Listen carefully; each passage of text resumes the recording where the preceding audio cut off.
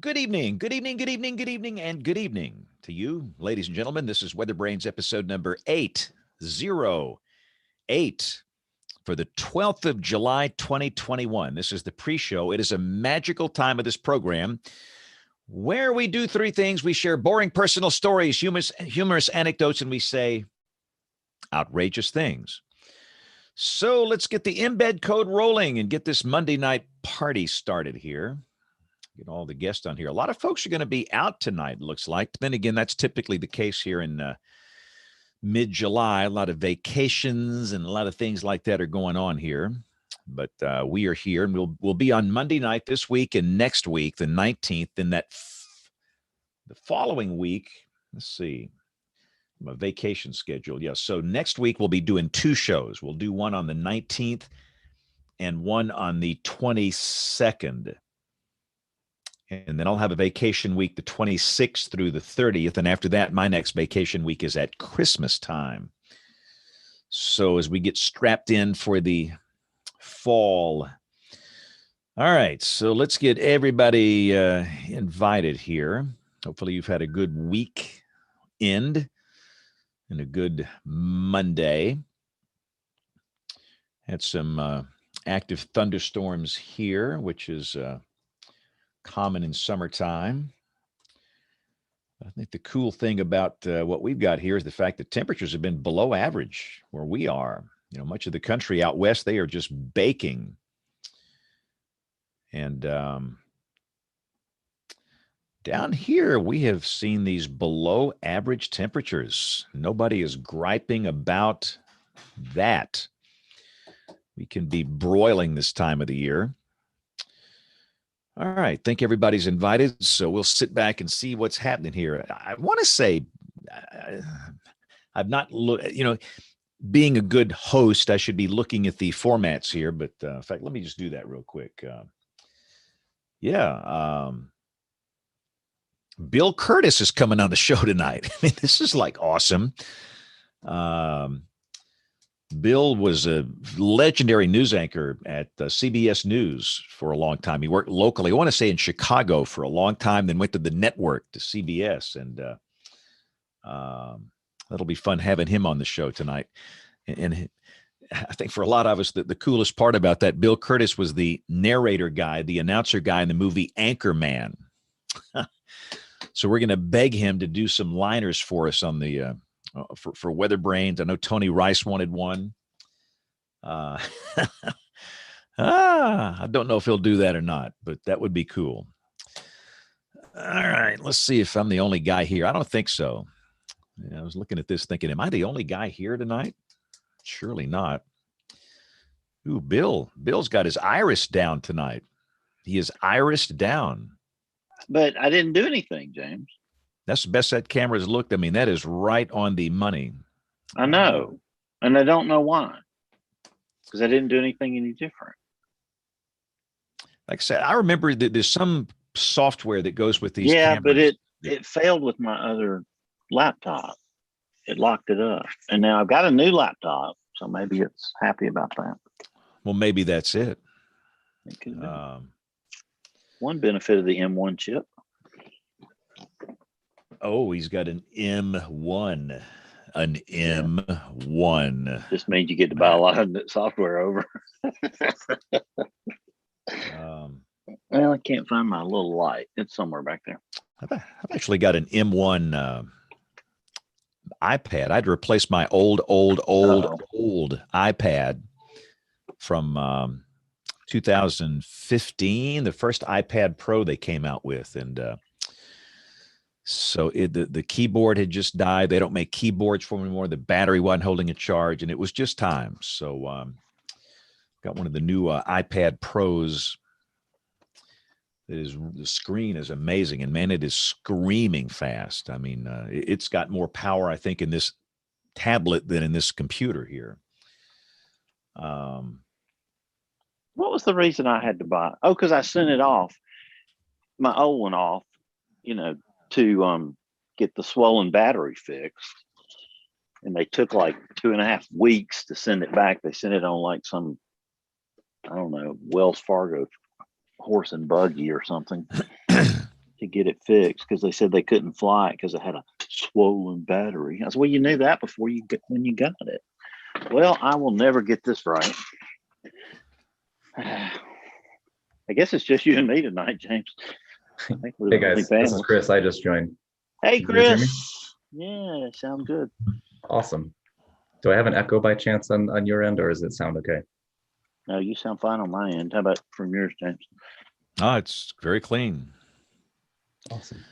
We should have cool background. No radio occultation on this broadcast, is it? Now. Yeah, I forgot that my Zoom, we use different meeting platforms, but I forgot my Zoom link had my, this is a photo that I took out of an airplane window a couple years ago. So I just threw our fun brand on top of it for a meeting background. Thought you were coming live from one of the satellites. I wish. That'd be pretty tough. They're a little small. Yeah. Chris, is that your real hair? Indeed it is. Wow. Making us all look bad here. I think you should turn his camera off. What do you think, James? No kidding, man. I feel there so. Are some grays in it in the front if it makes you feel any better. I mean, I don't. doesn't make me feel any better. I think it's a tope. I think it's a weave or something there. Nobody's hair should look that good. Hair club for men. If you do weather long enough, you'll be pulling it all out, and you'll look like the two of us. No, Lord.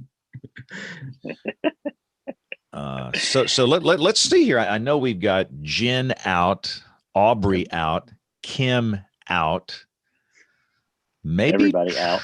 Troy will. He's late. Sure. Troy's going to be late. He did. Okay. Okay. He said a few bad words. Oh boy. He's fighting his house. So is he back in his house, or is he still? I couldn't tell. If the Homewood Suites by Hilton. I think he's somewhere like living in the yard or something at this point. Well, let's just start. Do we need? Are we good to go here? Yeah. No other things tonight. First clean show in 4 or 5 months. Clean show. All right. Recorder 1, recorder 2, and here we go. Sure, I got that. All right, here we go in 5, 4, 3, 2, 1. This is WeatherBrains, the weekly show that's all about weather. This is episode number 808 for the 12th of July, 2021. In the middle of summertime. Bill Murray, you a summertime kind of guy? I love summer. From childhood, that was just the most carefree, best time of the year. Obviously, no pending deadlines. But now that you're adult, you still have pending deadlines. But I still love it. Any worry, James, that I didn't hear the intro music? Is that Oh, you did not. Is that a false start? It is. Hang on. Yeah, did not hear the intro music. No, that's good to know because you won't be able to hear anything else. Anything else, or just anything you run through the sound machine? I know what I did. When I brought up, I use a program called Farrago as the soundboard, and have for a while, and it had a software update thing. And there you go. I pressed it, and what happens? You have to restart the audio hijack pro. Let me be sure you can hear this. Clear as a bell. Yeah. Now that you might have scared Chris off with that one. That was not a good idea. See you later. Yeah. All right, here we go in 5, 4, 3, 2, 1. WeatherBrains, the weekly show that is all about weather. This is episode number 808 for the 12th of July, 2021, in the good old summertime. Bill Murray, do you like the good old summertime? It cannot be beat. It is my favorite time of the year. Although I love all seasons, it's especially special.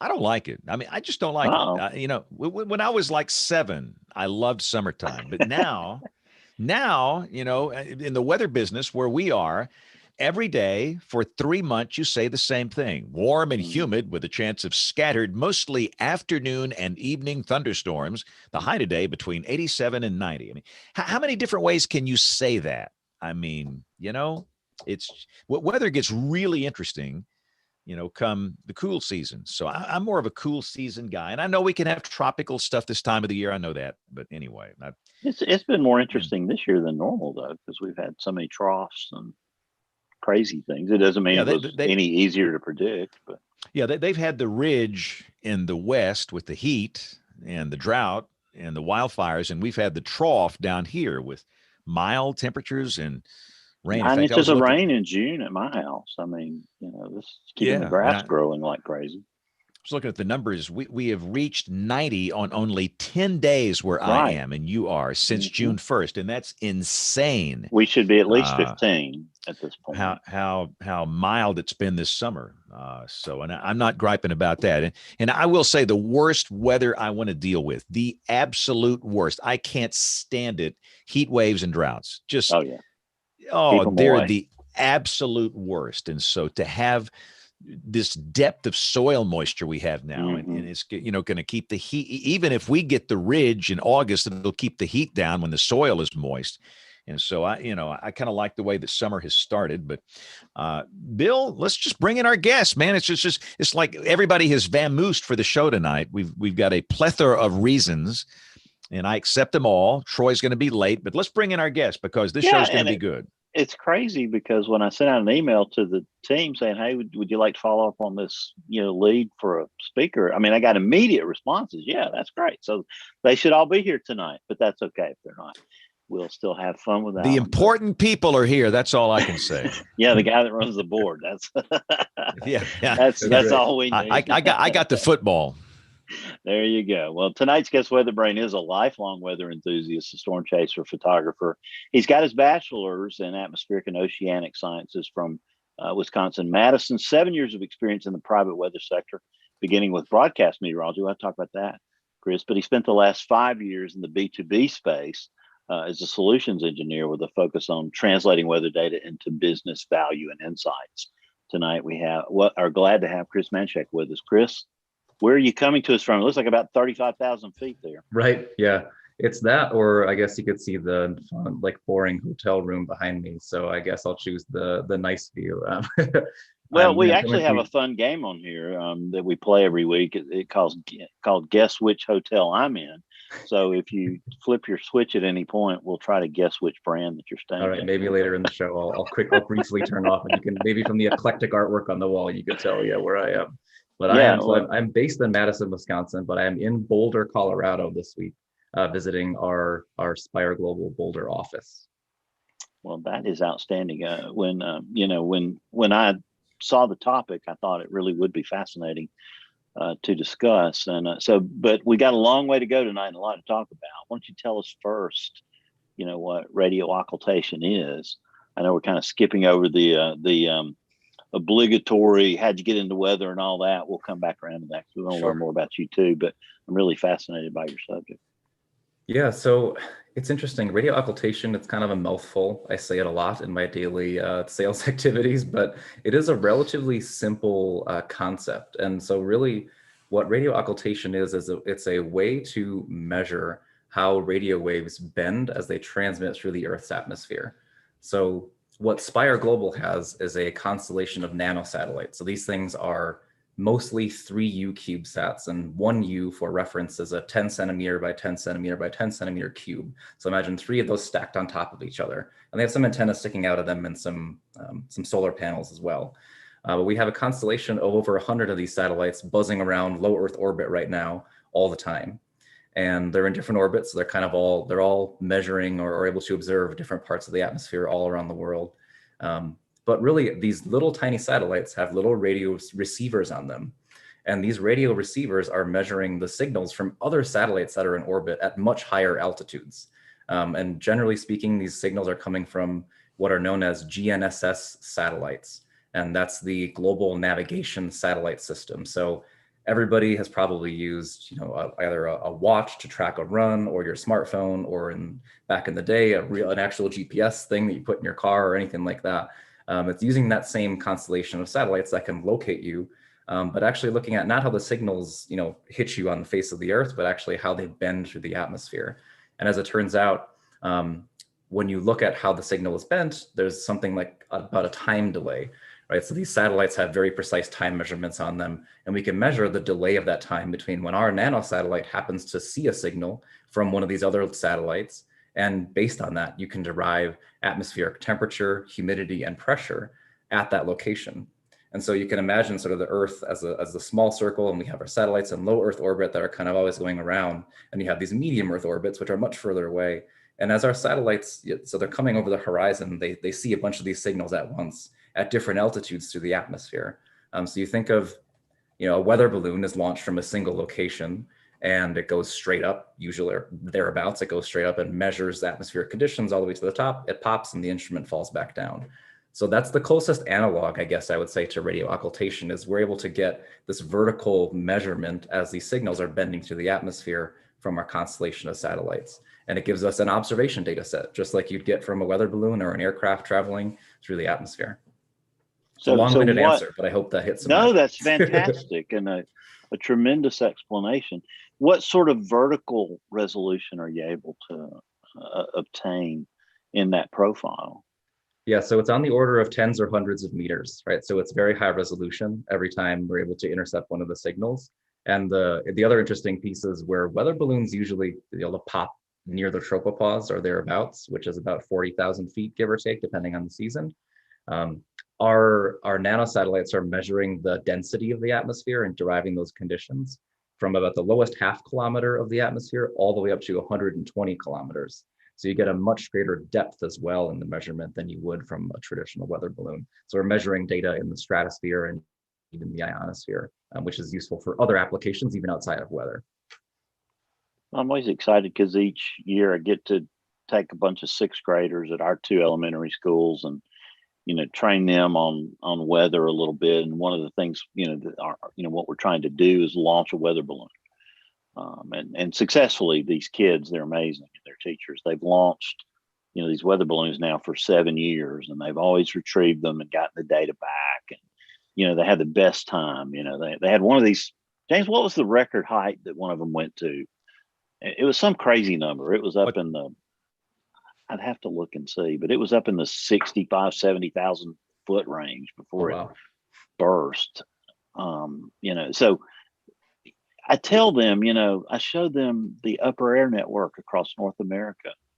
And I say, we launch these weather balloons and these meteorologists do just what you're going to be doing, in a similar way with your project. And they get really excited about that. But this sounds like it's got tremendous potential to, enhance that observational capability, because, are you talking about covering every square kilometer of the globe with these observations, or is it more limited than that? What's the horizontal resolution? Yeah, so it's the way that we look at sort of the density of the observations is less about it's less of like a grid spacing or a footprint, and it's more about sort of the raw number of these profiles that you can generate on a daily basis. And the reason we can't really say like, oh, it's a 6 kilometer data set or anything like that is because they're signals of opportunity. Mm-hmm. So we don't necessarily predict or even tell the satellite when it should try to listen to these signals. Whenever it happens to receive a set of signals, it captures it and stores it. And then the other thing I didn't mention about these little satellites is that they're so small, they don't have a lot of other communication instrumentation on them. So unlike the NOAA satellites, the GOES constellation, where the data sent back to Earth immediately, our nanosatellites will need to wait until they come in contact with one of our ground stations that are strategically placed around the world. And there are about 30 of them at this point. And so like it might get a radio occultation, or it might have 5 of them, and then it waits to download the data or downlink the data to Earth until it comes in visible sightline from one of those ground stations too. So how much near real time is this process for these observations? Yeah, the latency, we're always ingesting data in sort of all the time, and it just depends on how quickly we can get the data down from the satellite. Generally speaking, it's on the order of 1 to 2 hours, and there will be longer tails to that depending on sort of the luck of the draw and where the satellite happens to be and how long it takes before it gets in contact with the ground station. But generally speaking, it's on the order of only a couple of hours to even less than that. So certainly useful for deriving like the current state of the atmosphere. And then we'll talk about the applications for that in I'm sure in a little bit here, but that's about the latency. And so to get back to your coverage answer, where I was going with that is these constellations, these satellites are measuring these observations whenever they kind of have a chance to. And that's really just the raw function of how many we have in constellation, right? So the more satellites we launch, the more occultations we'll be able to gather, and therefore our network will get, the observation data on a daily basis will get more and more dense as time goes forward. They are today unbiased though. So if you looked at a map of the Earth, you would see dots of like the representation of the vertical, profile all over the world, in the middle of the ocean, over Antarctica, over Africa. I mean, literally just a scatter shot basically onto the Earth's surface, if you looked at it from a 2D standpoint. And that's obviously really valuable because there's no one launching weather balloons in the middle of the ocean. So the more of that vertical data you can get, the better for weather prediction. And so this had to be a huge investment. Was it for this specific purpose, or is this a byproduct of another purpose that the company set out to do? Yeah, you're right. It certainly isn't cheap to manufacture and launch and maintain satellites through space. But so our constellation is multi-purpose, so that's a fair statement. Radio occultation was certainly one of the key, data sets we wanted to collect as a company. But the other two key data sets we're gathering at this point from most of our satellites are ADS-B data, which is aircraft tracking data. So aircraft beacons, as they travel, always are emitting these signals, and so we're capturing those and have our own, aircraft data set that way. That's satellite derived. And then the same thing goes with the maritime industry. So all the large vessels, cruise ships, cargo vessels, etc., tankers, all emit the same sort of signal, and we're able to capture that data on the satellites and bring that down. So we have a really robust set of observations of where all of the aircraft are, as well as where all the marine traffic is around the world, in addition to this unique bending angle that we're calculating. And so James, I know when the pandemic came, we lost a lot of our aircraft observations. Was this an opportunity for Spire, for the big weather organizations, the US, the UK Met, ECMWF, to step in? Could they get that data assimilated in time to use it, or were they already doing that at that point? Chris, I mean, James, this stuff is so fascinating that we have these aircraft observations to, sort of enhance what we have from surface and balloons. But Chris, this obviously is something that we can use in weather also. So how long has it been, getting into our data assimilation for our National Weather Service, et cetera? That's a fair question. So at various points in time, Spire has made available our proprietary data set of radio occultation to the different national centers. So that includes UK Met Office, ECMWF, and I believe NOAA for a stint. These organizations are already using a version of radio occultation data because there are a few other government missions that have been around. One that was recently launched called Cosmic 2, I believe in 2019, and then the predecessor to that, Cosmic 1. And these satellites did produce radio occultation data in certain orbits, so they were concentrated more in the tropics. And that's data that I believe most of the national agencies by now are already assimilating into their models. But they're doing it at a much smaller scale. So generally I think those satellites produce a couple thousand profiles per day at most, whereas our constellation is up around the 10 to 11,000 and growing at a much more rapid scale. But yeah, it was important for the pandemic, right? When air traffic sort of tanked there for a while, there was a noticeable drop off in the accuracy of global forecast models, because that vertical data that those aircraft collect are really important for, again, model initialization. And so were you able to step in? Could they update their assimilation methods fast enough to incorporate the data in time? Yeah, so ECMWF specifically did this in a really, I want to say it was something like 6 weeks. It was a really, really impressive turnaround time for us from the time we sort of turned the pipe on and said, here you go, here's all the profiles we can provide, to the time they were able to actually incorporate them into the model. And it was really interesting because they did this first for the Cosmic 2 data. So they got that one because they already had access to it. And so the aircraft data, if you looked at like the relative importance of these data sets for forecast accuracy, aircraft data is high. It's one of the most important data sets in terms of if that's gone, you see a noticeable dip, which we all did. When the first Cosmic 2 data was ingested, the accuracy went up. The importance of radio occultation increased by like a third of the total, proportional importance. And then when Spire's data was added in, it nearly made up the entire gap from when the aircraft data dropped off. So you almost had, you were basically able to replace that aircraft data set with radio occultation and prove that it was essentially just as good from an observation standpoint for forecast modeling. And that's has since been turned off to ECMWF. I believe they're not ingesting our data in real time at the moment. But yeah, it has been made available. And there are some studies, if any of the true weather nerds who are watching want to dig into that, there's a few white papers out there that talk about that detail. So James, if you remember, Neil Jacobs mentioned it when he was on the show several months ago. And I thought that was interesting. So is he like on the phone going, okay, how much is it for 1,000 observations? How much is it for 2,000 observations? Or just, can you give me I guess he wants the ones all over the world anyway, but is it something where you parse it out and give them, like, I'll take the basic package and upgrade me later to the mega package, or, something like that. I can kind of imagine Mike Farrar and, their counterparts sitting around saying, let's ramp it up here and see where the cost benefit analysis, loses steam. Yeah, it is interesting because there's really there are a few papers out there that looked at simulation of radio occultation and sort of like the diminishing returns as you get more of these. There's a point in time where it no longer makes sense to collect more profiles. But that number is generally agreed upon to be around like 16 to 20,000 per day, somewhere in that neighborhood, maybe a little bit higher than that. And so we're over halfway there, but we still have a long ways to go. And when we make that data set commercially available, it's a subset of the total number, right? So Spire is running our own global forecast model, and so a lot of our value proposition is having this entirely unique data set. So while it is important for other agencies, they're not necessarily going to get the whole pie, right?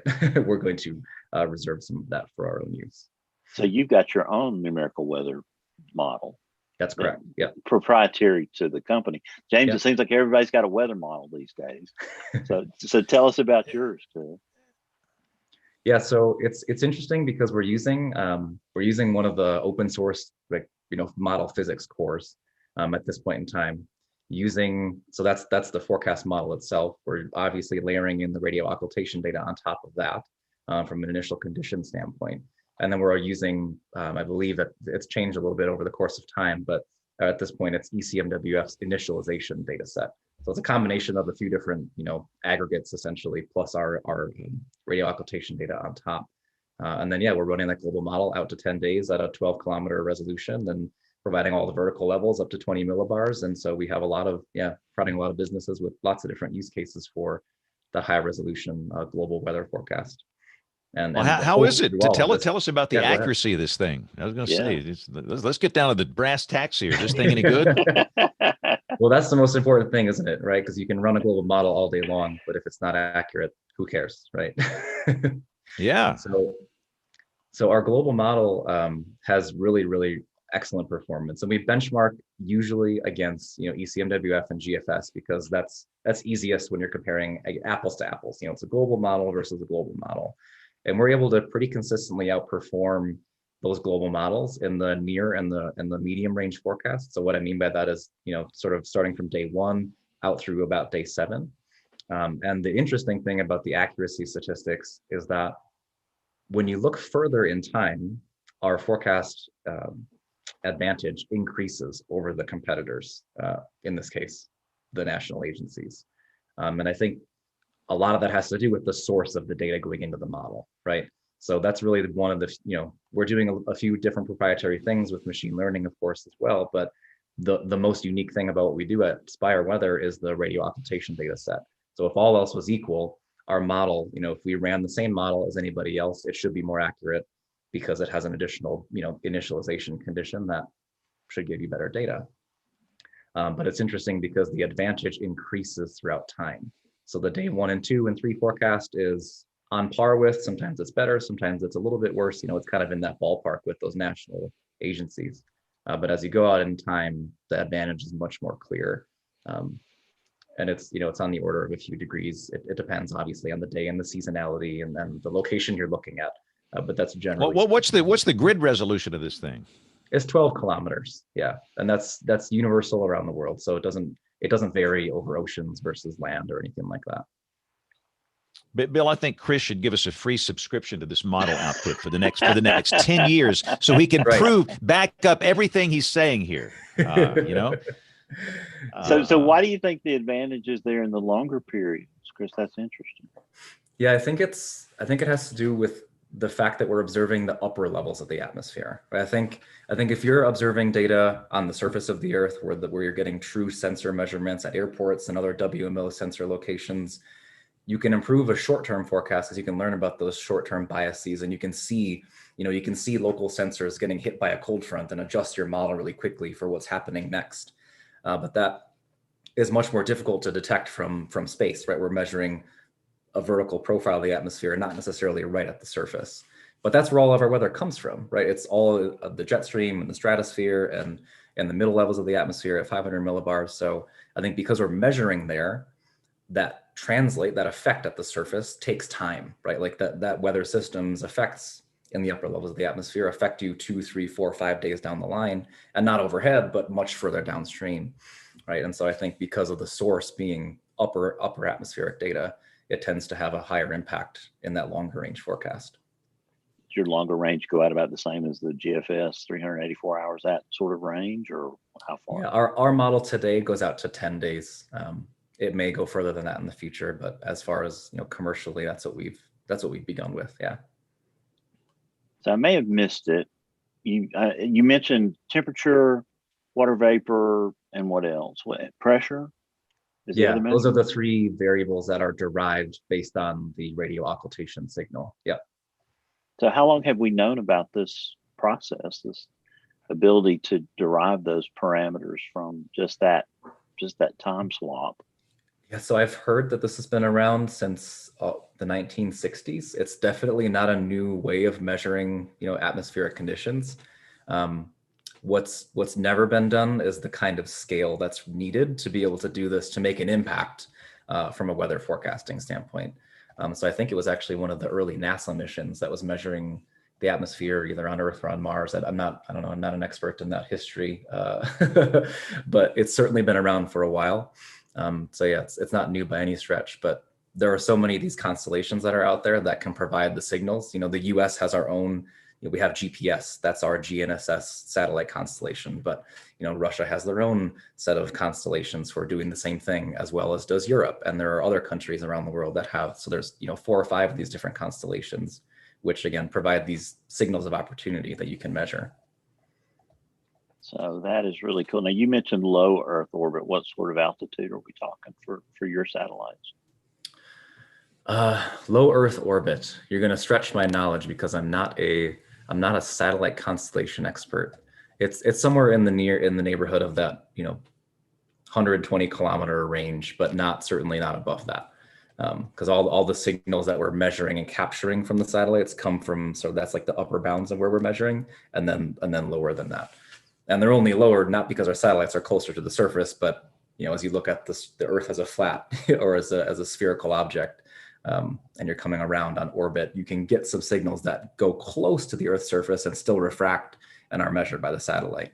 So that's how we get the ones that are near Earth. But a lot of the upper atmospheric ones come from 80 to 120 kilometers up. So who are some of your other customers for your weather data? I guess companies that are concerned about weather over the oceans. What else might be in play there? Yeah, so certainly maritime weather is a big focus of ours because we have that unique maritime data set from just the ship tracking perspective. It's a natural marriage to look at how weather impacts ship routing and emissions and disruptions to shipping lanes and things like that. So that's a core of our business. And then Spire is also focusing on renewable energy forecasting with our global model, as well as agricultural use cases and transportation as well. So just like think about the entire supply chain and not just shipping through the water, but also air traffic, which we also have that other data set to match with, and then over the road shipping. So just think of your long haul logistics or local truckers trying to deliver your Amazon Prime packages to your front door, anywhere in between. So because we have a unique perspective on global weather data, it's easy to make this natural connection to, well, how does that entire system affect my entire global supply chain, right? Getting products and parts and services and people from point A to point B on time and predicting that and moving around disruptions. It's too bad, James, we don't have Kim here tonight, because, Chris always knows the exact word technically to use and pull me out of a hole, just like Kim does on a regular basis. So this is really cool and exciting stuff. Any benefit in any other sensing of weather systems, say hurricanes that are out over the open ocean? Chris, does it provide any benefit there? Yeah, so I think what you would see is with a better sense of what the initial conditions are of in the atmosphere when you start your forecast model, you would expect to be able to resolve some of those events sooner in the forecast. So this is just anecdotal, but I know I've seen some evidence of a forecast model from Spire being able to predict, some of these more, hurricane would be in the category of an extreme weather event. Having a better signal or a better ability to pick up on that a day or two sooner than perhaps a traditional global forecast model would, because of that, again, because of the location of that data, and again, the downstream effect of measuring the upper atmosphere and seeing how that's going to evolve through time and space. Of course, the model itself is important. You need good model physics in order to make that happen. But that's generally speaking, I would say, there's an advantage there to be sure, but I haven't done a lot of studies on like specific event analysis to say like, oh, here's the statistics on how well we predicted this hurricane. So that's interesting too. So what's in the future? I mean, it sounds like lots of cool things could come out of this. Is there anything else you could share, future research or other benefits that are going to be coming as a part of this technology? Yeah, so for Spire Weather as a commercial entity, so our global forecast model is always having improvements done to it, whether that's resolution increases throughout time, whether that's adding more variables based on other industries that we want to go after from a use case perspective. In addition to that, we're pushing the boundaries of our machine learning and our deep neural networks teams. So they're increasing sort of the compute and the math and equations behind how do we take the forecast model and then even interrogate it further and optimize it for specific locations to eke out, little incremental gains in more accuracy. And then from a non-forecasting perspective, we're building out, we have a historical weather data set, right? That's useful for business analytics and looking at historical trends. And a lot of businesses are interested in climate change and seeing how more frequently these extreme events are occurring or tending to occur as they seem around the world. So more like rounding out the portfolio and providing additional data sets above and beyond just the forecast itself. This is kind of what we're doing in the near term. And then of course, we're building and launching more satellites sort of as a long-term plan. And that gives us more radio occultation data to make available to other users as well as to our own global model. So James, what else? What questions you want to ask Chris about the technology and its application before we get? I thought we were talking about natural gas when I saw this, Bill. Yeah, because our energy company is called Spire. That's right. I mean, who owns the trademark here? I mean, come on now. We got Spire natural gas and we got Spire weather. I sense a lawsuit here. Who's going to win the lawsuit? Yeah. Yeah, Spire Global is the entity name, I suppose, as a proper entity. So maybe we should have been more specific. Yeah, that's funny. When somebody, when I was telling them we are going to have radio occultation on that, they were like Ouija boards and magic 8 balls. What is this? Is it going to be astrology and weather? What's it going to be? So it could have gone that way too, I guess, Chris. Hey, Chris, what got you in? What attracted you to this company? How did you wind up there? Yeah, so having been in the space of sort of doing similar things, making weather data available commercially to businesses in a prior role, I was most interested in Spire because I saw, as a meteorologist, I saw a true opportunity to advance the science of meteorology. Like I feel like there hasn't been that many really groundbreaking, like, wow, we made a really huge improvement to the weather forecast model, or wow, we discovered a new data set and they can help us get much more accurate forecasts. it just seemed like, Spire had this, they have that edge, right? They have this unique data set, and no one's doing it at this scale. And I got really excited about it. I was like, wow, these are people who clearly care about producing a really accurate weather forecast for a lot of really good reasons, and are keen to innovate and have done a lot in a short period of time.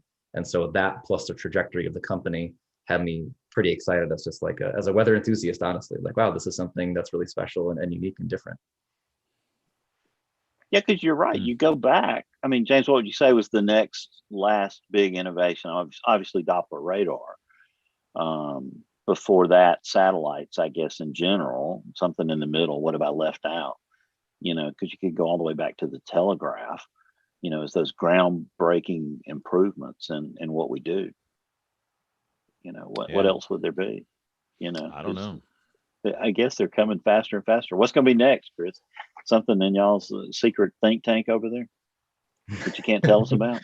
I can't share too many details, unfortunately. Yeah, we'll have to send a PR agent. Wait a minute. We're just talking between us here. I mean, right. Just three of us here. Yeah. Little television audience back in Birmingham. I will say something like our latest generation of satellites that we've launched have a bit of additional instrumentation on them that are interesting, because they're measuring everything that I talked about with radio occultation. Is this notion of measuring signals as they pass through the atmosphere, right? So to that point, you're not measuring anything. You're not looking down at the Earth's surface. You're looking at sort of horizontally across, through the atmosphere at other satellites. We do have some satellites in constellation that are beginning to measure data like soil moisture using the same general principles, but instead of measuring the signals as they bend through the atmosphere, we're measuring the signals as they refract off the Earth's surface.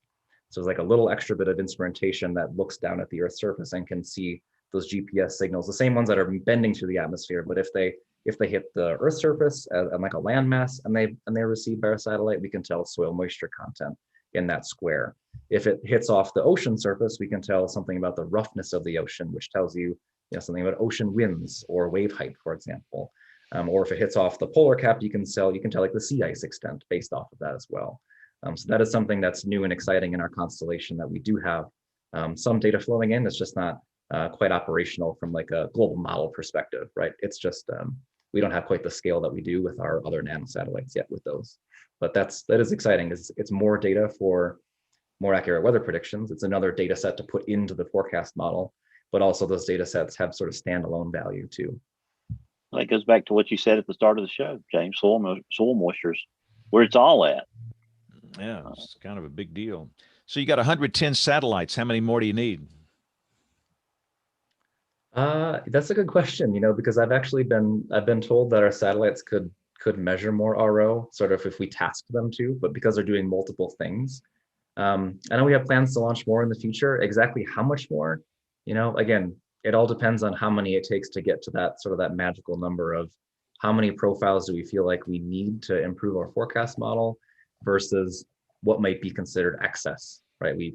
I don't think we need 500, CubeSats out there. We're not building a constellation that large or that disruptive, but somewhere in between what we have now and that number, I guess I would say. But safe to say we need to launch more, but at how much more, I guess, is not for me to decide at this point. You're going to try and catch up with the SpaceX guys and Starlink. I think how many do they have? No way. What? I think they've got 1,700 something right now. It is a very large number. Yeah. We don't compete with that in terms of scale, but our constellation is one of the largest multi-purpose constellations, right? I think you're referring to Starlink, where their main goal is to provide internet access, essentially, or broadband. Whereas our satellites have different receivers on them that can do different things. How long has this company been in business, and who funded this? I mean, this ain't cheap here, what you're doing. Yeah, it's not cheap. So they've been around for quite a while, since 2009, I believe, is when like the official foundation of the company got started. They were originally based out of San Francisco. Our CEO, Peter Platzer, was one of the original co-founders, and there are a few others. And it was, it's been through the typical startup mode of, raising funding here and there as needed. And then a few months ago, we announced an intent to go through a SPAC merger to be listed on the stock exchange. So soon we will be hopefully listed on the stock exchange as long as everything goes smoothly. So that's our next frontier, and we're super excited about it. But yeah, is this Jeff Bezos behind this one? No, none of the big players that you're used to seeing, I think, in the news media are related to have any implications to Spire. Yeah. So how many offices in what, like, you're from Madison and you're in Boulder, so where's the company's main headquarters? Yeah, so our functional headquarters is out of San Francisco, but we do have a pretty significant office in Luxembourg. And then we have a few different sales offices around the world. So one's in Singapore, one in the DC area that focuses on our federal business. And then Boulder is where the vast majority of our atmospheric scientists and our product focused people are based out of. So what's your main service line in terms of, generating cash flow for the company? I'm sorry, I think I was talking over you, so I missed that question. No, I'm sorry. So I tend to barge in. What's your main service line that generates all the cash flow, the big cash flow for the company? Yeah, so there's four different like revenue sources for Spire, right? We have our weather prediction services and all the associated data that comes along with that.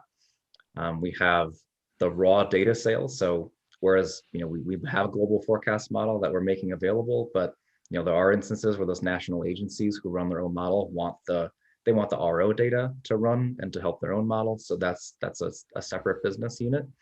And then I mentioned the aviation data and the ship tracking data. Those different data sources are also revenue sources for Spire. And then I guess maybe a fifth pillar, which is, I guess we refer it to it as space as a service, which is kind of an interesting concept. But because Spire has sort of perfected this notion of building these little CubeSats, we actually manufacture all of them ourselves out of our facility in Glasgow. We don't launch the satellites ourselves. We use partners for that, but we do build them all in-house. And we have software that can change and update those satellites while they're in orbit. So we have a service that can allow someone to essentially share a payload. So if you as an entity or a government or a research organization wants to put an instrumentation into low Earth orbit, we will help you do that. And build the satellite to that spec and put the instrumentation on there, and then help you get the data down from it and make it available to you through an API, just like you would expect through any other sort of data as a service. But space as a service has a really cool ring to it, so I like calling it that. But Bill, I'm trying to get Chris to give us a deal on getting his model output here, that global model he's running. Like I think for $4.99 a month, he could fix the two of us up with that output, so we could be much more accurate in the medium range. We used to aspire to have a Gulfstream 4 aircraft. I thought you were aspiring to get us a CubeSat of our own up there in orbit. It is pretty cool. As one of the perks of being an employee of Spire, you do get to name your own satellite. So I'm pretty far down on the list because I've only been here for 7 or 8 months now. But yeah, so someday I'll actually have a lemur, as we call them, a low Earth orbit multi-use receiver satellite flying around with some to be determined name that I haven't come up with yet. I haven't come up with anything witty enough. So maybe you guys can help me out with that. Yeah, we'd name one for JB, our mentor that passed away a few years ago that we miss here on the show. We would name ours for JB probably along the way. So yeah, well, what else, James? You were turning it into CNBC there for a minute. Sound like Jim Cramer. No, I'm curious about the business. I'm always curious about the business side of this thing. And if you're going public, publicly traded company, all your financials will be out in the world for the world to see. So I guess you guys are ready, huh? Yeah, that's right. I can't say much else about it, but that's the oh, come on. See, he's not going to say a word about it come on. We want this private information here on the show. He likes his job, James. Right. No, there's a fair amount of public information out there available in an investor deck. If you want to peruse that, you're more than welcome to. If you want to have something to help you fall asleep at night. Bill might want to, but he might want to put $10 million in this thing. He's a very wealthy man, and he's got the ability to do that. Maybe lop off a few zeros there and see if we can I buy like a 1/1000th of a share somewhere along the way, Chris. So we're getting into more and more examples of extreme weather. Just the heat waves of this past summer in the West are just phenomenal. Yeah, what sort of application just what you're doing have in that extreme weather research area?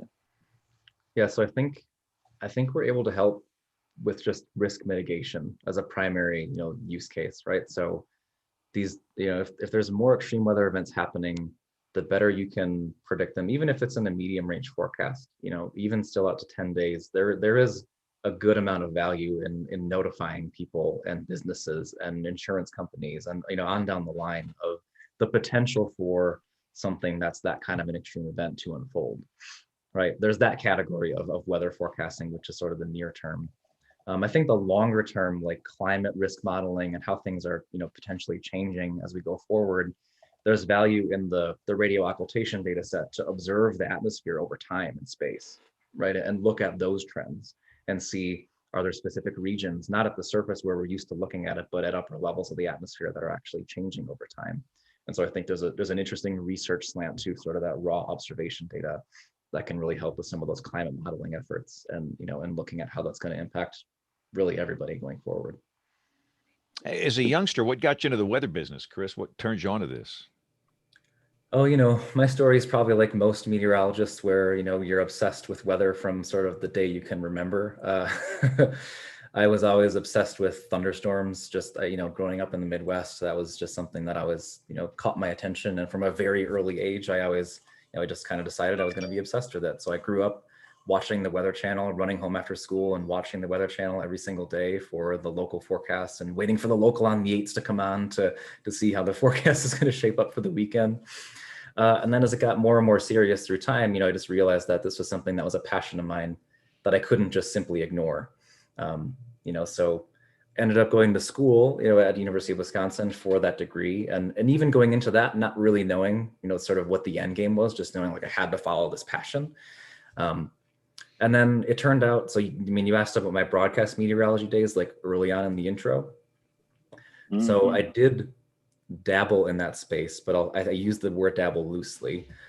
So as I was going through college, I did an internship at a local TV station, produced a couple of really terrible quality, YouTube clips they're probably still out there if you go searching for them.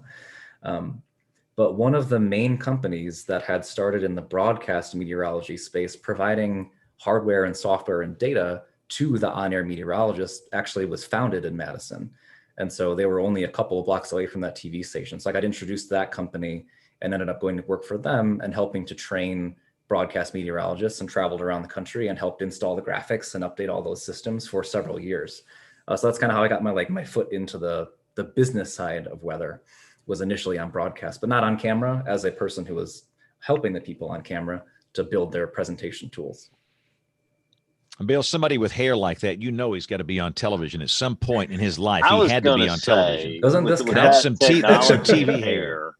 Yeah, it's not over yet. It's not over yet. I feel like this counts as a television appearance. I don't know. Way before Chris was born, there was a company up there. There was a guy named Terry Kelly, had a company in Madison, Wisconsin, and was it Color Graphics? Is that the one you work for? I don't know. It morphed into something else. Right. So he was the CEO when I joined, and the company when I joined was called Weather Central. But they had a few different rebrands throughout the course of time, and that's exactly it. Yeah, that's where they started. Yeah, goodness. I can't even remember, Bill Murray, what we had back in the 90s. We had an Apple IIe. I remember that, which was a big deal, with a 5 megabyte drive. Nobody would ever fill that up in a lifetime. Now you fill that with 3 pictures off your iPhone.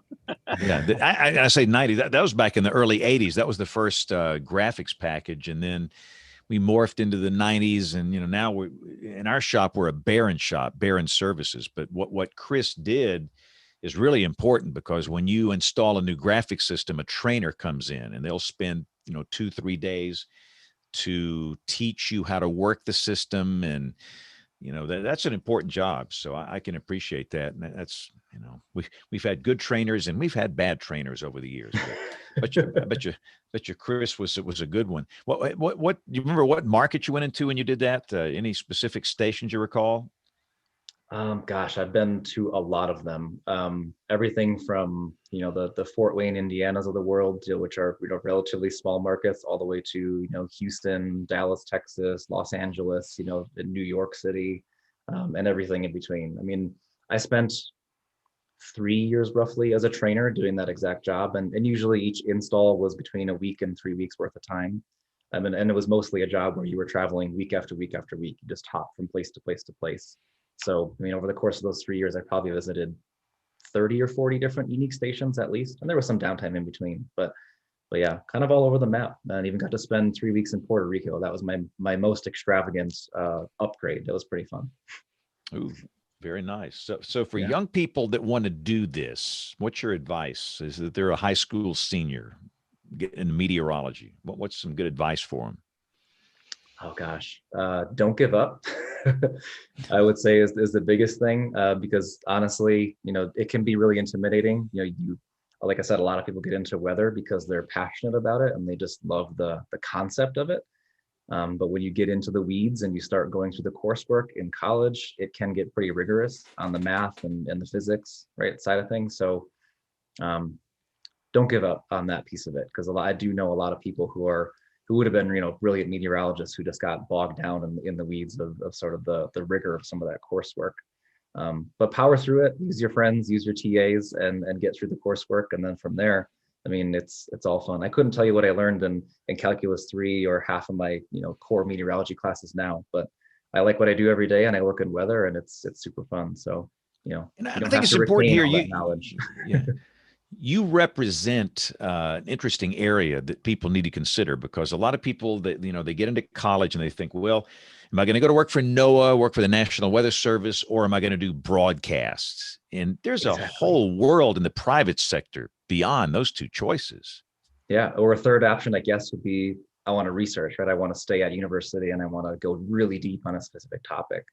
But yeah, none of those three things appealed to me, suffice to say. So, yeah, I took an opportunity, and the private sector is burgeoning. There's lots and lots of weather companies out there that do, some really simple things, some very complicated things, some very, very niche things that they do focus on a really specific market.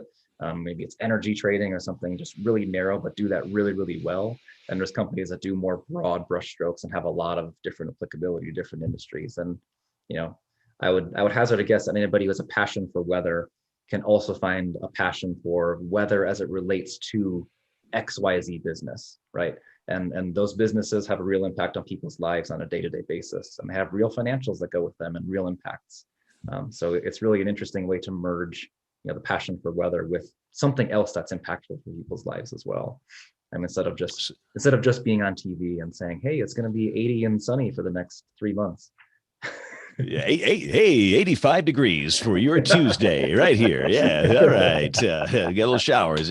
But so what other skill sets do you recommend that college students pick up along the way to do what you're doing? What if you could look back on it and do it again, would you do anything differently? But the main question is, what kind of skill sets, in addition to meteorology, that core part of the curriculum, what else would it be? Would it be, software, hardware, communication skills? What do you need? Yeah, I would say, any sort of coding skills you can pick up would be really important. You'll get a little bit of that anyway, just going through courses now, but I wish I had done more of that when I was in school and placed a heavier emphasis on that, because that would have helped me probably earlier in my career. Either do some cool things that I want to do by myself, or help do some different things to help out the companies that I was working for. I would definitely say understanding how businesses work and just taking some core business classes and understanding, why different parts of businesses care about financials versus, software development. There's a whole host of just true business related things I wish I would have known about coming out of college, or all the coursework I took. And then a third, I guess, would be, public speaking. And I know everybody kind of cringes when they hear that, and it is pretty, if you're an introvert, that can be pretty tough to deal with. But if you're going to be in the private sector, oftentimes, unless you're a software developer, you're going to be interacting with, businesses and people really often.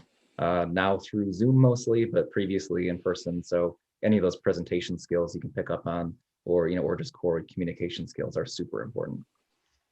I look back on my career in college. I regret not taking any writing classes. So much of what we do involves writing now, and I write like a third grader, which I guess in a way it's okay, and that most people can understand. But I really regret that. And I do regret not taking classes in public speaking and communication, all that. And my first major was electrical engineering. And then you flip to meteorology. You don't get any of that stuff really. And I would love to be a coder guy, but the time doesn't allow for that. But I do think the more skill sets you can bring, that's important. What's the competition like, Chris? Let's say somebody wants to do a job like what you're doing. It's got to be a lot of competition for positions that are open. Yeah, there's a fair amount. But you know, if it's a position specific to what I do, which is I'm a bit more on the sales side of things. So my role is to help guide a prospective customer through the process of using our software and our tools and our data and our APIs. So the salespeople handle all the sales related activities, and I do the technical work to do that and do that hand holding. Sorry, I lost my train of thought. Wow, good for me. Can you repeat Which means, Bill, ultimately, before we get off this show, Chris is going to give us that $4.99 a month subscription to all of his products and services, so we can have full access, mainly to that fancy global model that these guys are running. What kind of hardware are you running that thing on? What kind of where does it run exactly? Physically, and how much computing power do you need for that thing? And how many times a day? You running it 4 times a day or 2? Yeah, 4 times a day. It's being run at a high performance compute center in the US. And it's built to be portable. So, you know, if a better, option surfaces itself, then we can sort of lift the entire stack and move it and plunk it down somewhere else. But we are using a high performance compute center today. How much we're using today? Gosh, I don't know, a lot. More than I think that they would like us to use. Because, running a weather model is really hard on compute because you need to use it a lot for a very short period of time, and then you're not using it for 6 hours, and you're using it a bunch again. So it's really difficult to resource for that, I think. But yeah, we're running our model 4 times a day. That's a fair statement. And how's it do on tropical storms and hurricanes? I mean, see, my curiosity, Bill, is all high on this model. You just really want access it's pegging the model, interest meter tonight, James. Yeah, no. How's it do with tropical? I mean, that's an interesting because it's always the GFS versus the European Center. Everybody just talks about that battle of the models. And how does yours stand with tropics? Yeah, I should ask our internal verification team to look at this in a bit more detail. I have to admit, so I've started with the company in November, and being relatively new, I didn't dig into the details during that, the tail end of that tropical season. So I'm just starting to get a feel for it now. I've seen anecdotally good performance, right? Like I think I mentioned earlier, like the bit of an earlier detection on the possibility of something forming, right? Like I think that's where I see this longer term forecast being beneficial. I'm giving you the hint or the indicator, the leading indicator that maybe something's going to happen. It may happen the same day as the Euro model or the same day as GFS. It might be a day earlier, or it might be a little bit behind, depending on the exact situation. But I do feel like that's where, if I was to pinpoint like a high degree of accuracy or where there might be value in tropical storms, it's more probably on the formation stage, right? Sort of the spin up, if you will, of that initial system. Bill, I was hoping he'd tell us when the next hurricane is going to make landfall on the U.S. coast in 4 weeks or 5 weeks. Hopefully not in 2 weeks, because both of us will be on vacation. So, oh no, let's hold it off, James. I actually get made fun of quite a bit in my personal life for my lack of paying attention to weather, because maybe you guys experience this, maybe you don't, but since I talk about weather a lot in a lot of generalities for my day job, I tend to only really pay attention to like what's happening in a weather forecast when it's going to be interesting for me where I live. And if it isn't happening where I live, and specifically severe weather is the thing that I want the most. Obviously I want people to be safe, but that's what I live for. Unless the weather is active and interesting, my neighbors and my family can't rely on me to give them a good weather forecast. So it's kind of sad, but that's that's how my brain works. Yeah. Wow. Well, so I'll warn you here. Did you do some storm chasing along the way, Chris? I've been able to, not as much lately, because our severe weather season in the Midwest was really pretty lackluster this year. I think, the Storm Prediction Center has an interesting graphic on their site you can go to and check out like how many watch boxes and the extent of where they've been. if you look in the upper Midwest, like Minnesota, Wisconsin, even Northern Illinois, Iowa, which is my chase territory, yeah, there have been very, very few outbreaks this year. I have been able to go chasing here and there, but not a lot this year. And I have 2 kids at home now, so the opportunity starts to shrink as time goes on. But I do still enjoy that. All right, guys. Well, let's pause real quick here. We're going to take a break for Tony Rice.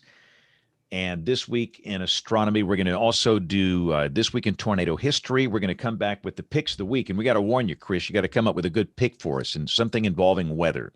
This could be a website, hardware, software, something weather related. We will do weather roundup and a whole lot more as WeatherBrains rolls along. This week. Whoops, wrong one. Here we go. Looking beyond the atmosphere, here's Tony Rice with your astronomy outlook. Back in the 1960s, it was the US and the Soviet Union that were in a space race to the moon. Today, it's a pair of billionaires and their respective space tourism companies racing each other to suborbital space. That race was won yesterday near Las Cruces, New Mexico, with a successful test flight of Spaceship Two, the first with a full crew, including Richard Branson, who was presented with commercial astronaut wings by the FAA, which licensed this and all space flights originating from US soil. But did Branson and the crew of other Virgin Galactic employees actually fly to space? You may have seen video of them floating around the cabin, but despite what the movies have taught us, you don't have to be in space to experience weightlessness. Companies like Zero G offer flights where you can get a lot more of that same experience at the top of a parabolic arc flown by a Boeing 727 jet at about 35 times less the cost. Now, the U.S. military, including the Air Force, Army, Navy, Marines, and even the Coast Guard, each award astronaut wings to those military personnel that have completed astronaut training and have flown in spacecraft or aircraft above 50 miles or about 80 kilometers. NASA awards its astronauts silver pins after successfully completing training, and they can then upgrade those to gold pins after they've flown in space, again above 50 miles. But if you ask the Fédération Aéronautique Internationale, forgive my French, they define the boundary line between the atmosphere and space at 100 kilometers, or about 62 statuette miles. While 50 and 100 may sound really round and arbitrarily picked, each point has some physics going on that make decent arguments for defining the line between atmosphere and space. Theodore von Karman, an American physicist, described that 100-kilometer line that would later be named for him as a, quote, physical boundary where aerodynamics stops and astronautics begins. This is because that's where the atmosphere becomes so thin that it doesn't provide enough lift for a conventional aircraft to maintain flight. If you stared at a skew-T chart before, you'll notice that there's something to be said for this 50-mile, 80-kilometer mark. That's where air temperatures begin to rise again after falling throughout the mesosphere. But those air molecules are so far apart that heating really doesn't have much effect on spacecraft or aircraft. That's your astronomy outlook. Follow me at RTP Hokie for more spacey stuff like this. This week in tornado history, an F4 tornado developed rapidly in a highly unstable atmosphere and devastated everything along its 9.6-mile path through Woodford County, Illinois on July 13, 2004. It began 1.7 miles north-northeast of Metamora and traveled generally in a southeasterly direction. The tornado reached F4 intensity as it crossed Route 117 and demolished the Parsons manufacturing plant. There were 140 people in the plant at the time, and all made it to storm shelters in time. Per the National Weather Service summary, the employees arrived 3 to 5 minutes before the tornado came in. Steel beams and metal siding from the plant were found approximately 3/4 of a mile east in a farm field. A paper found in the Natural Hazard Center library discusses the proactive safety plan that was in place at the Parsons plant and how the implementation of that plan saved lives. There were 0 fatalities with this event and only 3 injuries reported. Here are a few highlights in regard to the severe weather safety plan at Parsons. The company had 3 reinforced concrete shelters. They established an emergency response team in 2000. 2 individuals in the accounting department monitored the NOAA weather radio.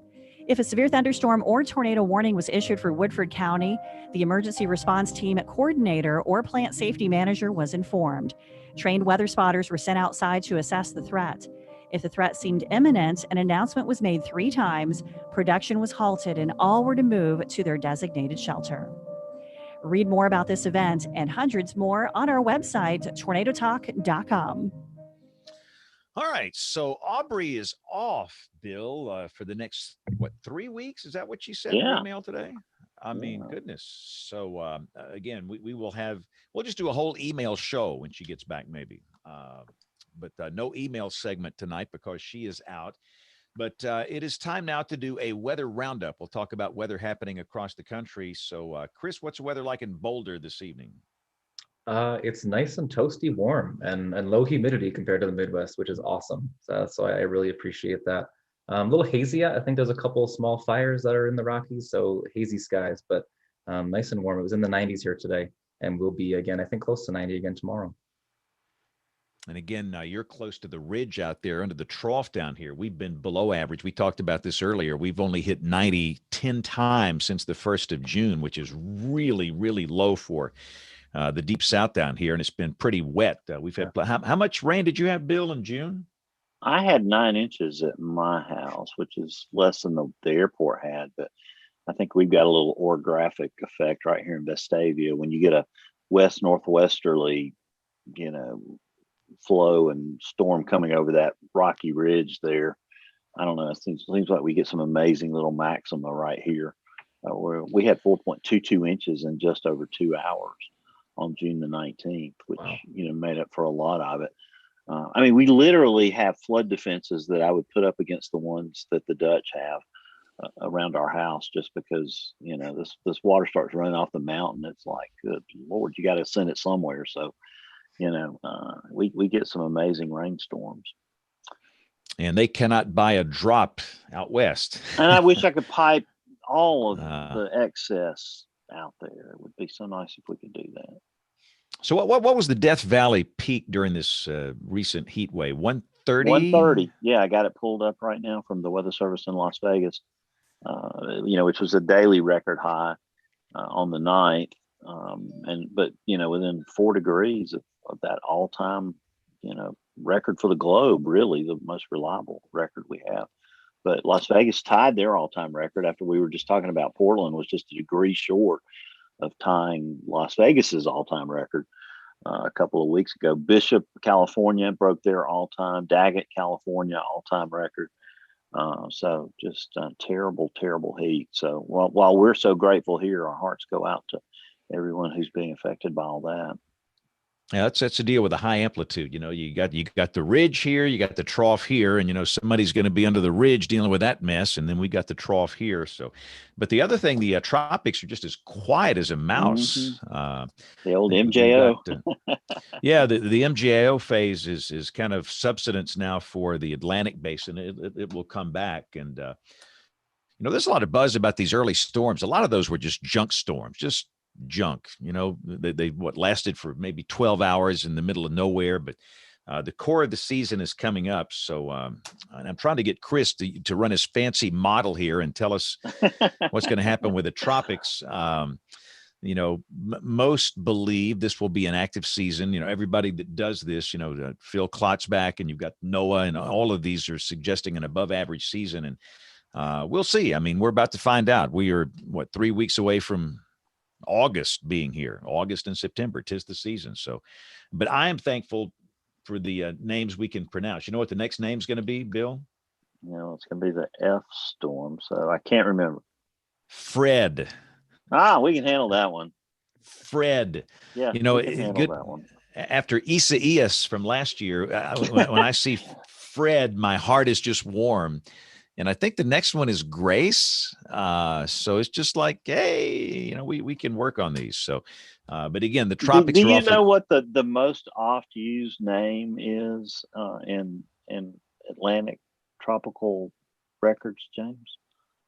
No. I believe that it's Arlene. I went back and looked several weeks ago. I have to go back and check my memory because it's not as good as it once was. But I think it's Arlene is the most used name, and I don't know if that's on our current list. Is it? That's in 2023. Okay, so that's why, being an A storm, it's continuing to roll around. Claudette was interesting because it was on the first list that used male names in 1979, and it's still around. Because that year, of course, we lost David and Frederick. They were both retired, but Claudette is still kicking around, and it had an amazing American record for a long time. 24-hour rainfall record. We need Troy on here to talk about that. 42 inches or something like that at Alvin, Texas. But it was a very localized event, so it didn't get a lot of attention, like some of our recent stuff has. Yeah. So in kind of chasing a rabbit here, the NWA is what week? Do we know in Tulsa this year? We do. I don't have it off the top because of my head. that's going to be when the big Category 5 comes up into the Gulf Lord. of Mexico. I mean, Yeah, you just right, write it you're right. down. Chris, you ever go to the NWA or AMS meetings? I haven't been myself. No, I do intend to get there one of these years, but I haven't had an opportunity to attend either of those. So. Yeah, August 21st through the 25th. That's when it will be in Tulsa, and that's going to be a fun event. Of course, our Nate Johnson is president of the National Weather Association, so we need him here to give us an update on how things are going. But I know that's going to be a tremendous event. I know they're offering right now, James. The registration's open, for hybrid or in person for that event. I thought they did a great job last year with the hybrid part of it, since we couldn't go. To Tulsa last year. We'll get to go either virtually or in person this year. So are you going, Bill? And we're going to be doing a live show up there. What's the deal? I've got some pressing business conflicts that may keep me from getting to go this year in person. I haven't made a final decision yet, but we'll just kind of see, based on some other things that I have to do in the fall, depending on how their scheduling falls out. Okay. Now, Chris, you got to go to at least an NWA meeting. Come on, man. Mm-hmm. I mean, you've never been to one. There was one in Madison, Wisconsin. That's right. Yeah, the year after it was here, James. That's right, 2012. You didn't go to that one in 2012? No, I wasn't there. I can't remember what the reason was. I was aware of it, but I was probably traveling out of town during that weekend. He was adding to his Johnny Cash song, all the towns he'd been to across the country. It was a good time in Madison, though. I tell you what, I was so excited to get to go to a football game there because, I always invariably try to steer the show into football brains. And to get to go to a Badger game there was fun. And it was like 32 degrees. But you could walk from downtown all the way to the stadium. It's a long walk. But yeah, it's a bit of a hike. But yeah, it's certainly doable. I mean, depending on how how the weather is, certainly. But yeah. And, I found like 5 restaurants along the way. Madison has the most amazing restaurant scene. Almost any kind of cuisine you can imagine. It's available there. And now it's been voted as one of the great places that you might want to move as climate change and things take effect, because you got your climate, water, all these good things on your behalf. So the secret may be out. It may get ruined for everybody here soon. yeah, we set up shop there. I went there for school and never left. So yeah, I'm a bit biased, but I do enjoy Madison for sure. Chris, you're a Milwaukee Bucks fan. You watching the NBA Finals here?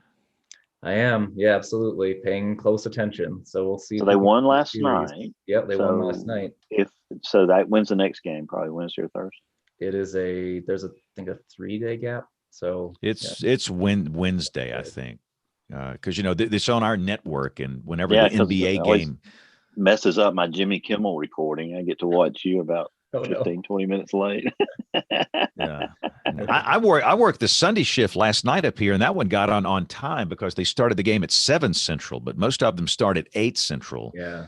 And those are the ones that go on until 11 or 11:30. So they go on for a long time. I think the next maybe we can move this show to 7 Central here soon, James. Maybe some developments. Would that even be possible?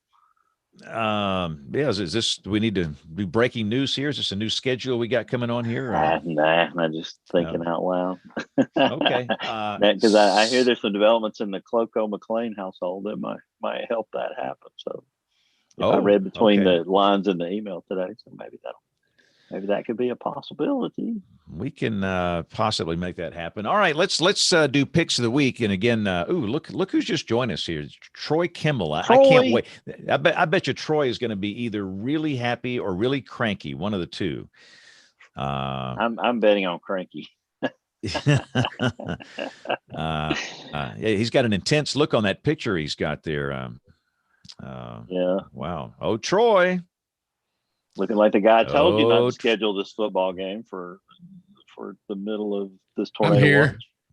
And he's still at the hotel. He's still at the hotel. Oh, I'm not. The hotel is my home, so it's not going anywhere real quick. Have you stolen the waffle? I thought you were going to be back. Nope. I thought I was going to be back too, but and I apologize. I apologize to our guests that I'm running so late, but I've actually gotten through the day and not injured anybody, so it's been good, you know. Yeah, well, at least we didn't hear about you being on the top of the tower in Austin. No. I'm fine. I'm just I'm sort of like Santa. Remember Santa? He likes to keep the list. I'm sort of keeping the list, and I apologize, Christopher, for being a little late. No, So your contractor is going to be like James Caan. He's on the naughty list, huh? Yeah, well, it's everybody, and there are things. I'm going to write a book one of these days, and I mean things that just I sit here and my head explodes, and so anyway. But nevertheless, I'm here. So how long is it going to be now? August, September, October, 2027? I don't know. I am hoping in the next few weeks, but I don't have any expectations now. It just it will happen, and I'm going to make it happen when I'm comfortable. Now I was kind of in a rush to get back in, and now I'm not in a rush to get back in. I'll sit here and soak the insurance company, and we'll just kind of run for a while and kind of see what happens.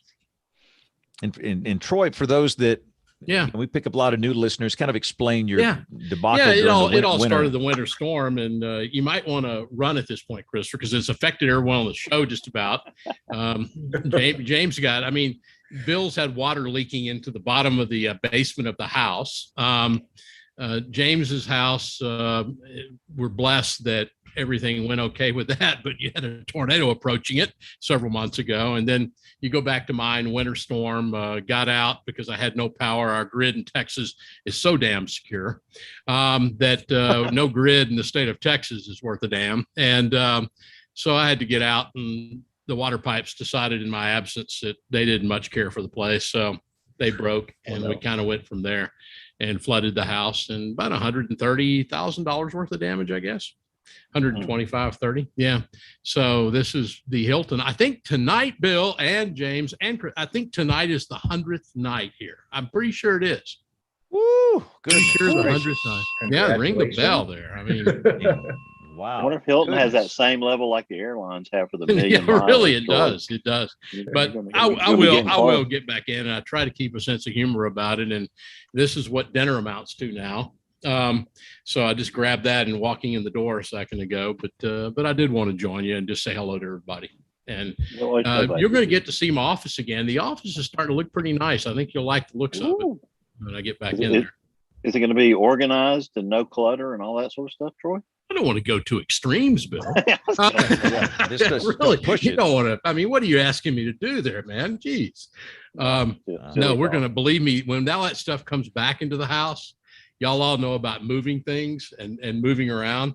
The crap went out of the house. I had no idea. I think we packed the garbage when we left the house.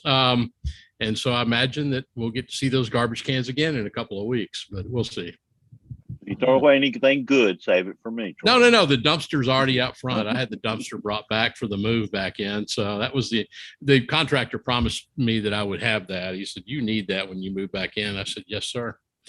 And so anyway, but and less for those that are listening, Troy said, "This is what I'm eating tonight." Did you hold up 2 pieces of white bread? Was there anything in between it, Troy? Yeah, peanut butter? Pretty bare. Okay, yeah, there you go. Peanut butter. Yeah, there's no jelly, but just a little peanut butter and some sweet iced tea here. And so it's like the dinner hour as such. So that sounds appealing to me. Peanut butter, sandwich and sweet tea. I mean, that kind of sounds good to me. I don't know if you're Yeah. supposed to eat that though exactly, James, when you're fixing to go to bed. It's a protein sort of thing, I think, and I'm not sure you're supposed to do that. But you know Look, what? man, as old as we are, who cares? I mean, it's like I eat all the bacon I want. I mean, I've Yeah. earned that. I mean, wow. Yeah, just Wow. put a few bananas on it and it'd be the dinner of Elvis. Yeah, exactly. But most importantly, do they have the waffle machine back in No. service? Don't The go waffle there, machine, first time in my life, Bill, that I've ever operated a waffle machine on Saturday. This would come exactly 2 hours after the fire alarm system in this place got us up at 7:45 due to a busted water pipe over the main desk of the hotel. No way. No, And so we you had the stole fire the waffle department iron and and- put it in your in your Yeah, room? I did something I shouldn't have done, and that is I stuck some ear plugs in my ears for the first hour and didn't know what was going on. The place could have been burning, but left, and then I kind of got out and talked to some of the firefighters. But it's been kind of an eventful week, and that's something that I've never seen before in my life is water doing damage. Never. Joke there, just a joke. Anyway. But, anyway, yeah. we're glad you hopped on. Yeah, no, and kind of an interesting day in Austin. We had some thunderstorms around this afternoon, and I'm not sure. Let's see if I got the weather wire stuff. Yeah, we up to 87 at Austin Bergstrom today and 88 at Camp Mabry. We've been that way, guys, since really the June 1st. If you're following the weather patterns, temperatures have been below average, more clouds. Of course, this is why Seattle's 417. And the clouds have kind of held in here, and it looks like that's going to end pretty quick. We had a couple of thunderstorms around. I heard a little rumble of thunder at the house today when I was over there, but really it's been kind of pleasant down here. But I wonder, in a sense, what the month of August will be like around here. You wonder if Mother Nature will come back and take revenge with a lot of heat. The pattern flip will happen at some Yeah. point. The question is, when does it happen? Right. And I think we're all concerned about August. Yeah, and you know what? I'm willing to take the flip, James and Christopher and Bill, because if it'll help, and it will, if we will get warmer around here, Seattle and that area of the country will turn a little cooler. And I'm willing to give them that. We've been up to 100 only once in Austin this summer at Camp Mabry, I think June 18th or something like that. And that's it. And if you look at the European weeklies, which are out, they continue to say below average temperatures and above average rainfall for the month of July and into early August. And, if it turned out in August where we begin to warm up, I would be willing to give places like Seattle and San Francisco and Los Angeles their break. They deserve it. I mean, I just can't imagine. Did anyone see any of the pictures? They were on the map email list that's out there. I think it's from Brad Coleman, who's formerly MIC, I think up in Seattle. He took some pictures of some of the firs out in Western Washington that were on the south side of the trees. They were burned. The firs the vegetation was actually showing burn marks of how the summer heat up there a couple of weeks ago had affected it. And that to me is very telling. It's just nasty. Yeah. We were talking about before you got on. Heat waves and droughts are at the bottom of the list of the things I like to deal with and forecast and talk about. And I don't wish it on anybody, but every year it's going to happen somewhere. But we've had them before. But we're kind of like you. We've been below average here for a long time, and so we're not griping. But I think we should take the heat. We should take the pattern flip if it happens. Yeah, I agree with you there. All right. So, and are you going to NWA, Troy? Any plans on that? I have my plane ticket. And yes, and I have my hotel reservation and I have my NWA registration paid. So the answer is yes. Now, if I'm not back in my house by then, I may be in prison. It's just show hard title to say at this point. But yes, I'm planning on being there because that actually is in the break between our semesters. I'm teaching online beginning again today. I just couldn't wait to teach a class by Zoom online today, and taught my first class today at the University of Texas. And if there's a savior up there, please let me get into the fall where I can get in front of a classroom again for the first time in a year and a half. Surely they will let you do that. I mean, is that the plan for the fall? I am worried about the Delta variant. I will tell you, without going into much detail, that people we know who've had the Pfizer shot around this area have become reinfected.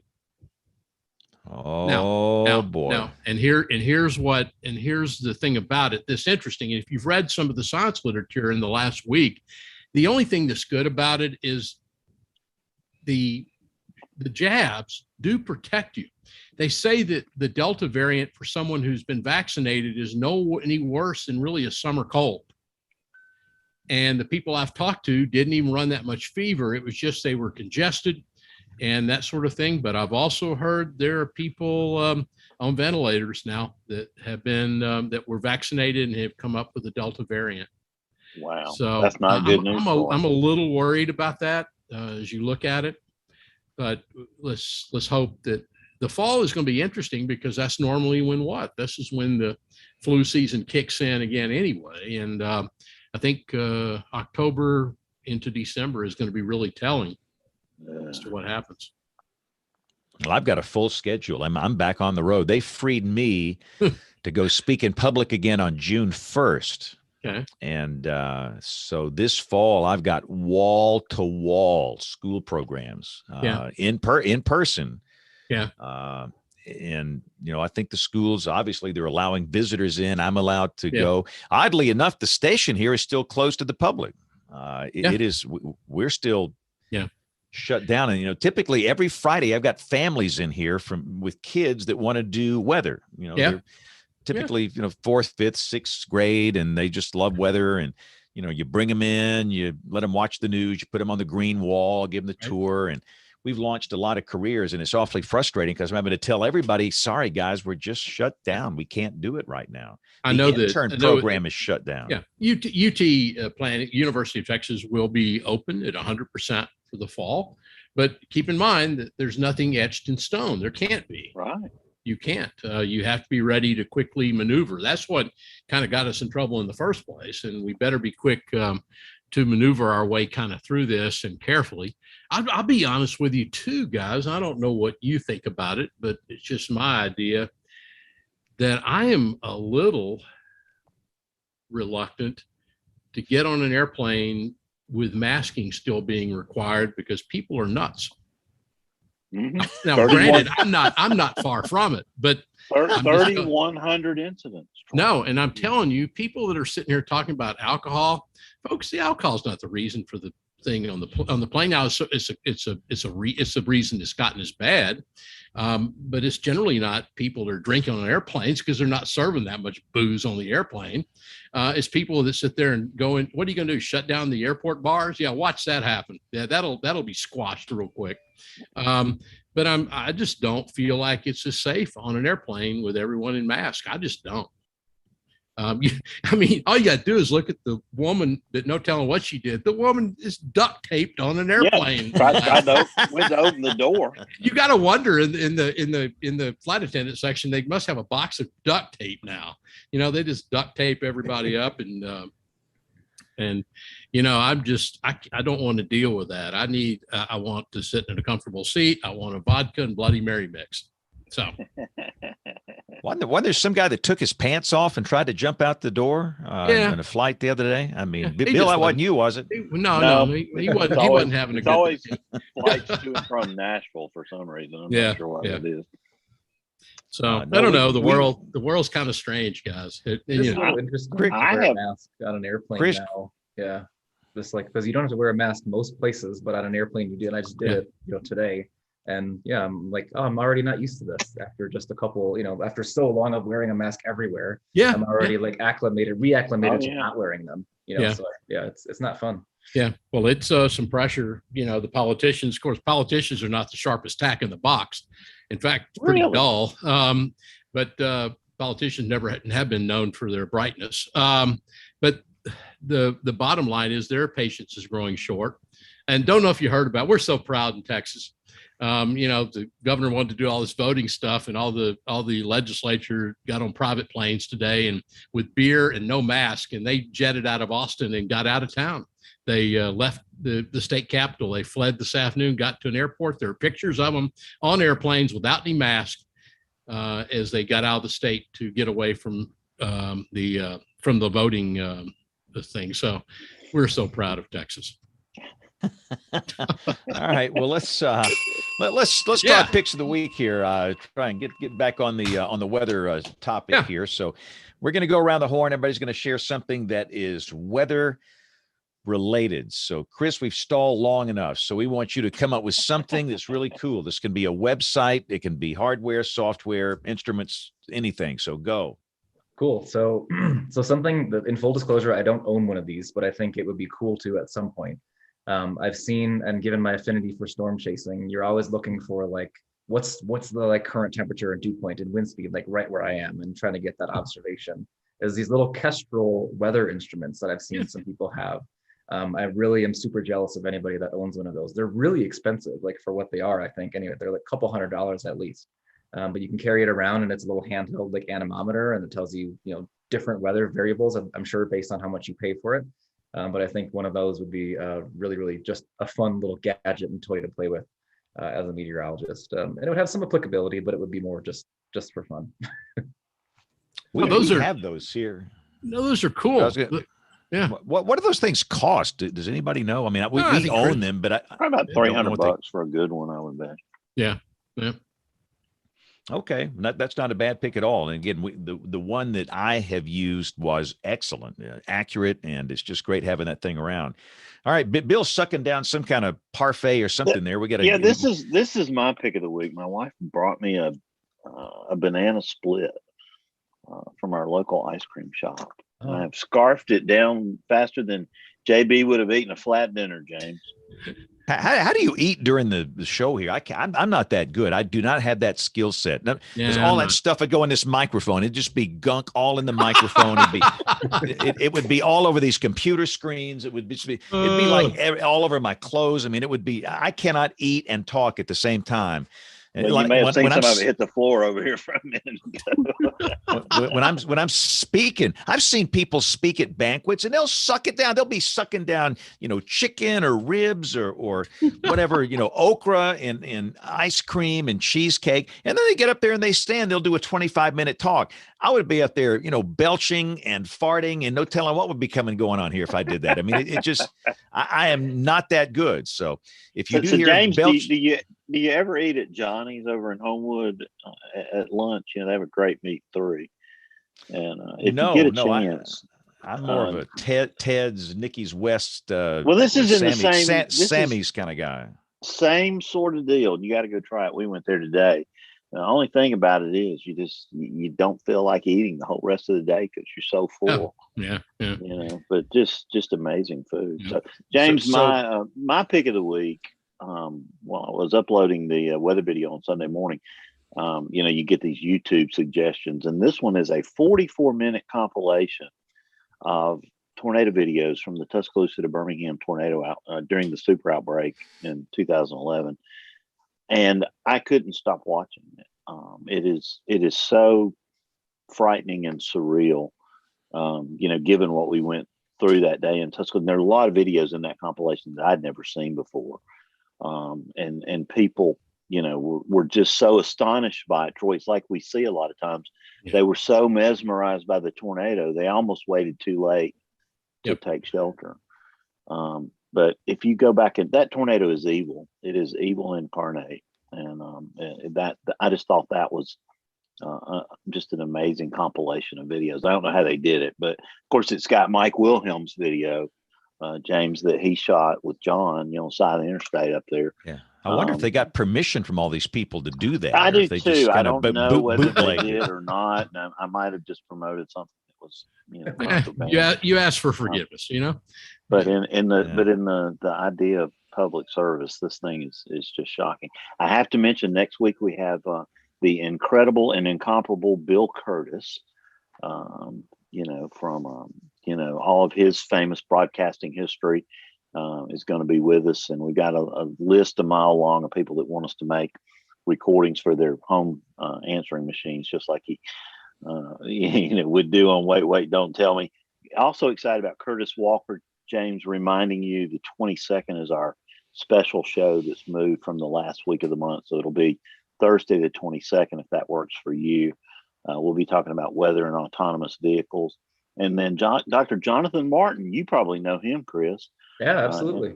In Wisconsin, he's going to come on the 2nd and talk about his book about Reginald Sutcliffe. So that's just 3 of the upcoming guests here on WeatherBrains as we continue with a long string of great guests that we've had all year, including you tonight, Chris. Outstanding explanation of what you guys are doing. Oh, thanks, guys. I was super happy to be able to do this. This is really fun.